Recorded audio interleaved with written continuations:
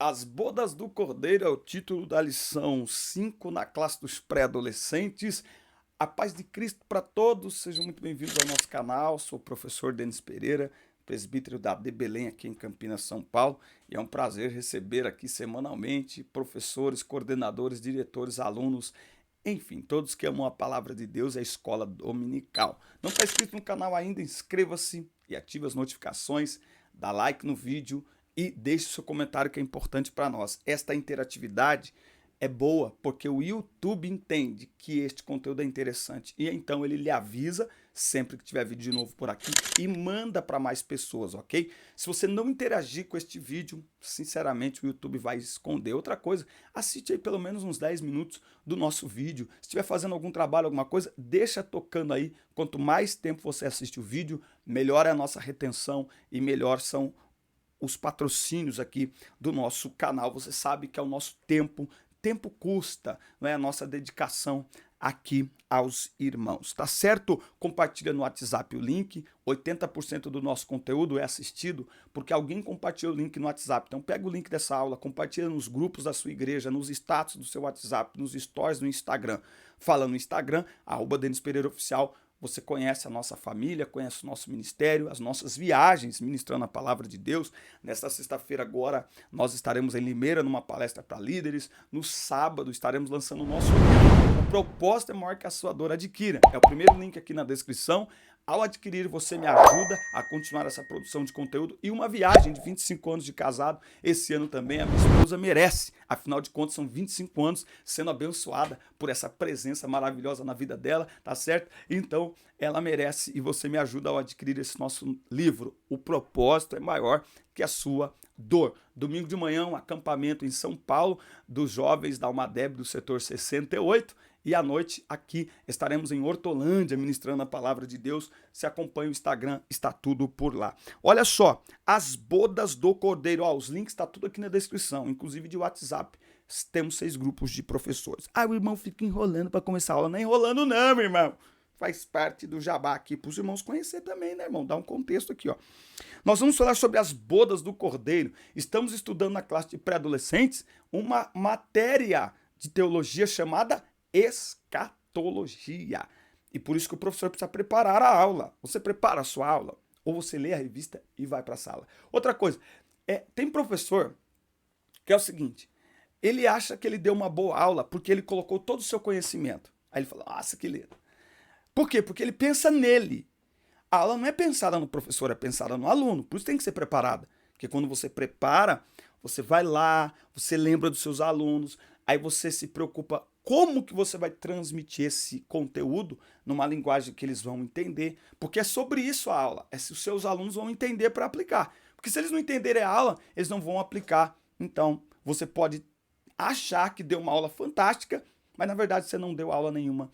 A sua aula não foi eficiente, porque ela não produziu nenhuma mudança, nenhuma prática na vida dos seus alunos. Então, por isso que é importante preparar a aula e por isso que nós estamos preparando um curso para professores da escola dominical, que em breve estará à disposição dos irmãos. Ó, a Bíblia diz, à meia-noite se ouviu este grito, o noivo está chegando, venham se encontrar com ele, Mateus 25:6. Nós vamos compreender o simbolismo do casamento na relação entre Jesus e a igreja, saber quando e como acontecerão as bodas do Cordeiro e conscientizar os alunos de que o crente deve viver santificado na terra para alcançar o céu.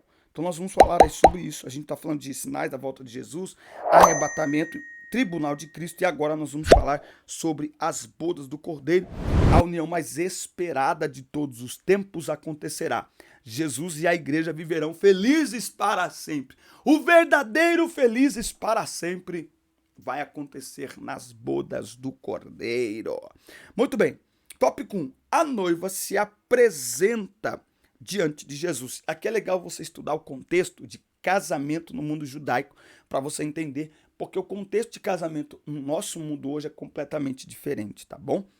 Por exemplo, o casamento deles durava 7 dias, ok? Os noivos entravam numa tenda e estava acontecendo a festa. Lá na tenda eles iam consumar o casamento. Você sabe que um casamento, ainda hoje no Brasil, só é considerado casamento quando há o ato sexual consumado. Se não tiver o ato sexual, não é considerado casamento, pode ser rompido e nem consta como casamento, certo? Mas lá no mundo judaico, além de ter o ato sexual ali entre os noivos na noite de núpcias, o noivo tinha que trazer para fora para mostrar, principalmente aos pais da noiva ali, o lençol sobre o qual eles se deitaram e tiveram a primeira relação sexual, contendo o sangue, mostrando que aquela moça tinha sido virgem e que rompeu ali o seu ímen naquele momento. São contextos do mundo judaico que não tem na nossa cultura, e tudo isso tem uma representatividade.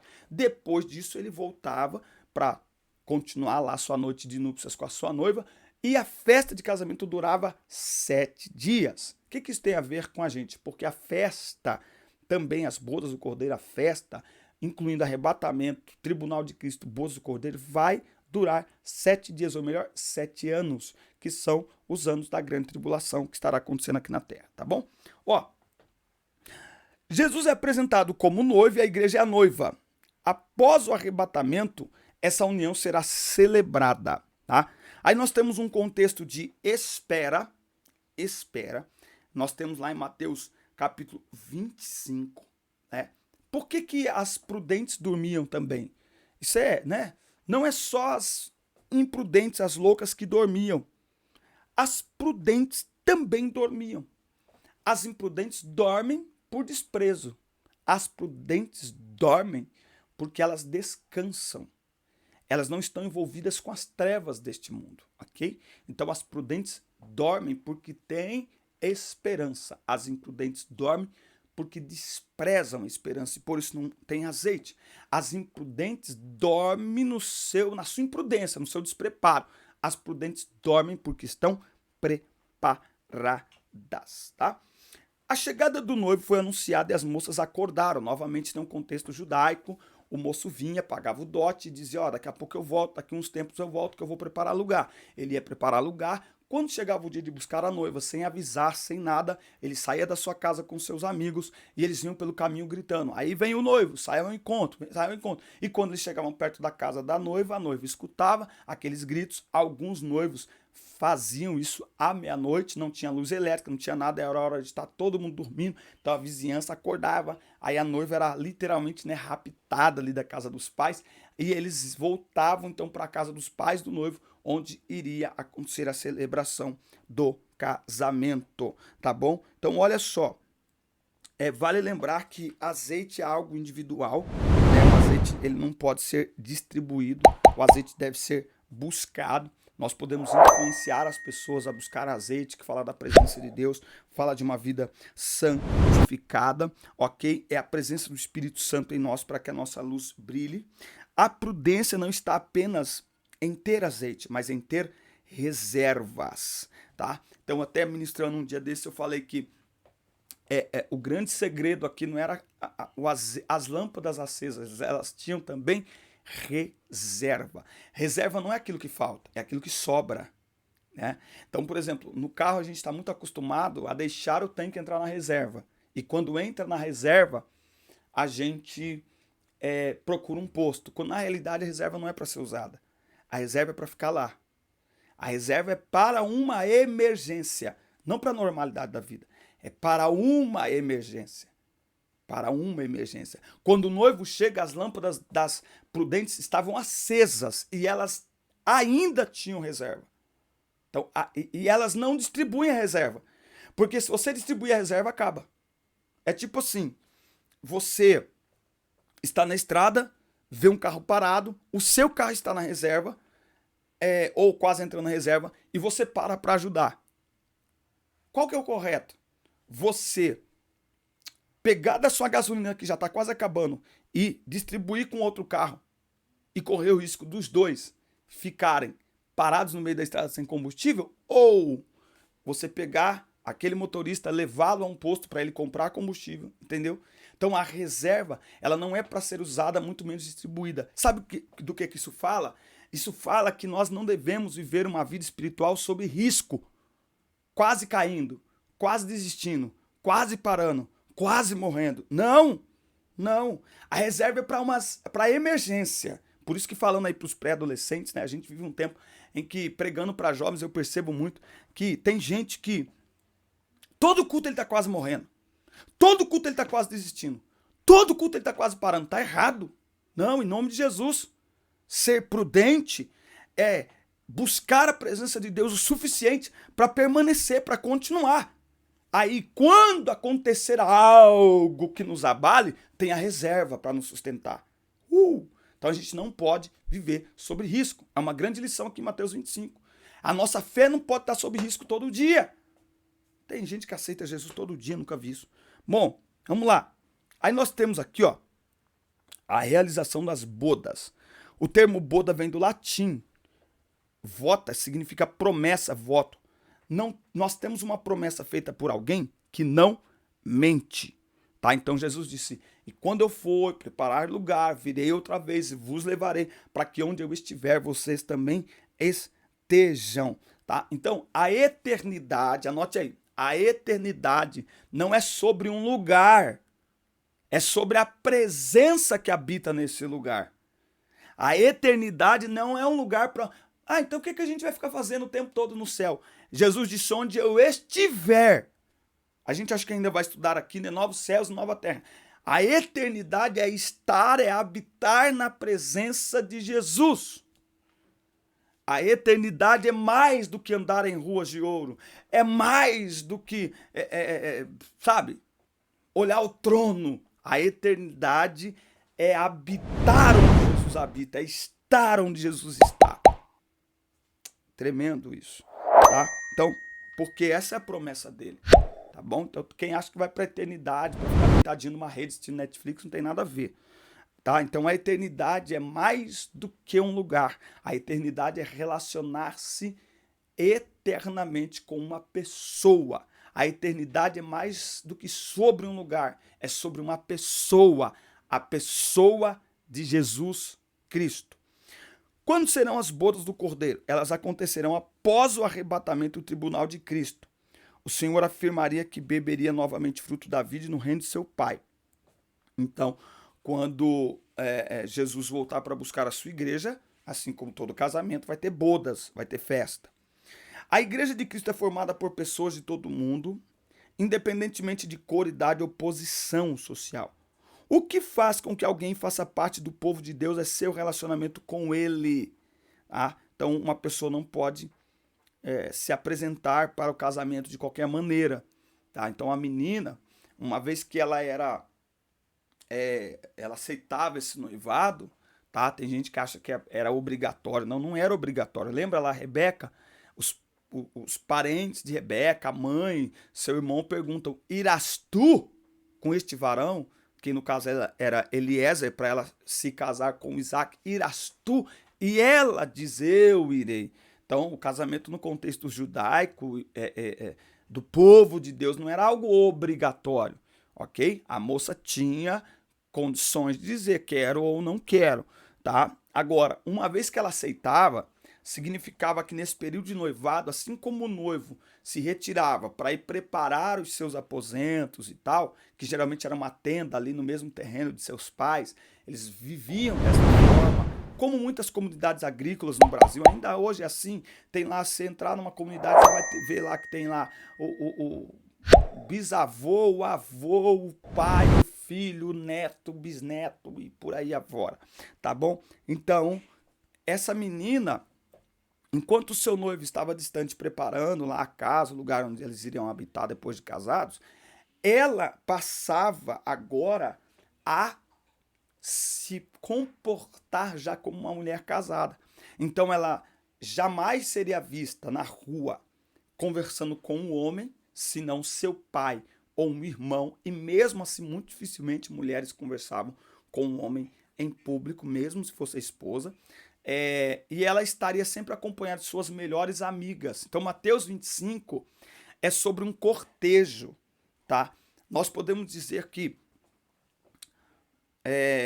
espiritualmente falando, nós somos membros do corpo de Cristo, né? Então, nós estamos neste cortejo em direção ao noivo, ok? em direção ao noivo. E por isso nós precisamos viver uma vida diferenciada, santificada. Quem não vai entrar? As moças sem juízo, que compraram azeite e voltaram, pediram para entrar. Ele disse: eu não lhes conheço. Sabe por quê?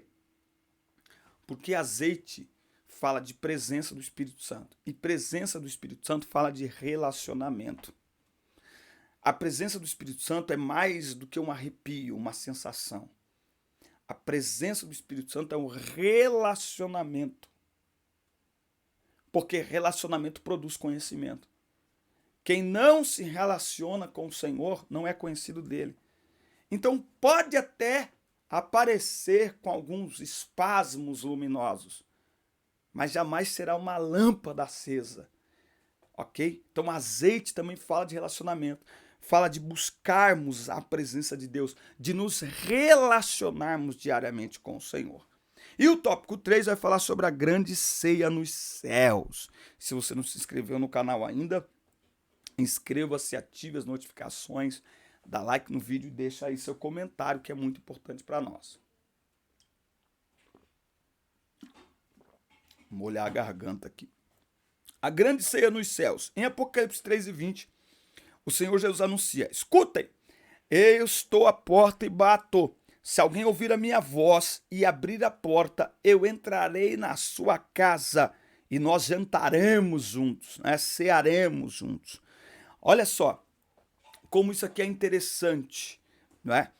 Para cear com o Senhor, para jantar com o Senhor, para participar deste banquete, nós precisamos abrir o nosso coração. Ok? Você tem ideia o que é Jesus batendo na porta? Só para você entender isso aqui, no contexto judaico, você, quando chegava na casa de um amigo, você não batia na porta. Você falava o nome da pessoa, entendeu? Maria! A Maria, conhecendo a minha voz, ela abria a porta e eu entrava. Não precisava bater. Por quê? Porque quando alguém batia, a pessoa estava fugindo de algum problema que estava acontecendo lá de fora. Ela estava assustada. Ela estava clamando por socorro. Aí a Bíblia diz que Jesus está batendo na porta do nosso coração. E ele está batendo ininterruptamente. Mas interessante que o problema não está do lado de fora. Não é Jesus que está correndo perigo, somos nós. É o homem que sem Jesus corre perigo de perder a sua alma.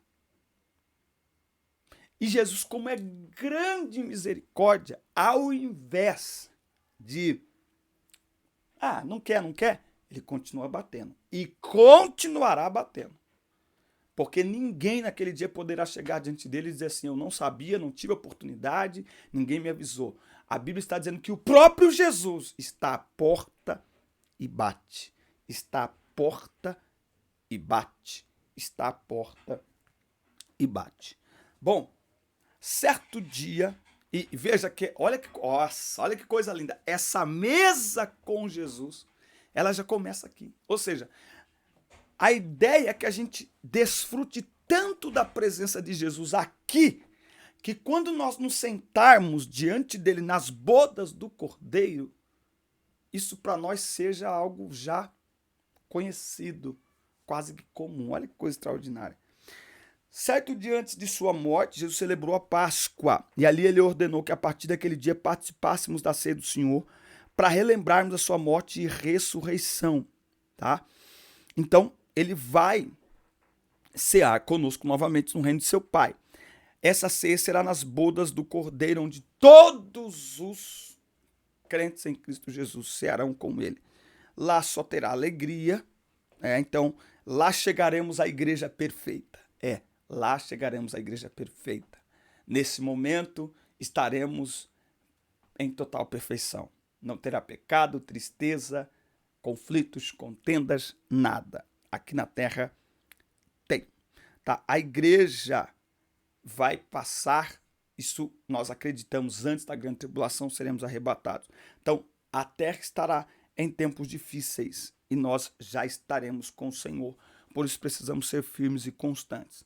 Agora que alcançamos a salvação mediante a fé em Jesus, devemos aguardar ansiosamente pelo grande dia em que estaremos face a face com o Senhor, assim como a noiva anseia por encontrar-se com o noivo. E a Bíblia diz que todo aquele que tem nele esta esperança purifica-se a si mesmo, como também ele é puro. Então, cabe a nós esperarmos no Senhor, confiarmos no Senhor e aguardarmos a sua salvação e aguardarmos, porque em breve ele voltará para nos buscar. E aquele que deseja participar destes momentos maravilhosos na presença do Senhor precisa viver uma vida santificada, uma vida purificada, porque é uma questão de tempo. O Senhor está voltando para buscar a sua igreja. Amém, meus amigos, essa foi a nossa pré-aula de hoje. Muito obrigado por nos acompanhar. Assista, curta, compartilhe, inscreva-se no canal e até o nosso próximo encontro. Deus abençoe todos vocês.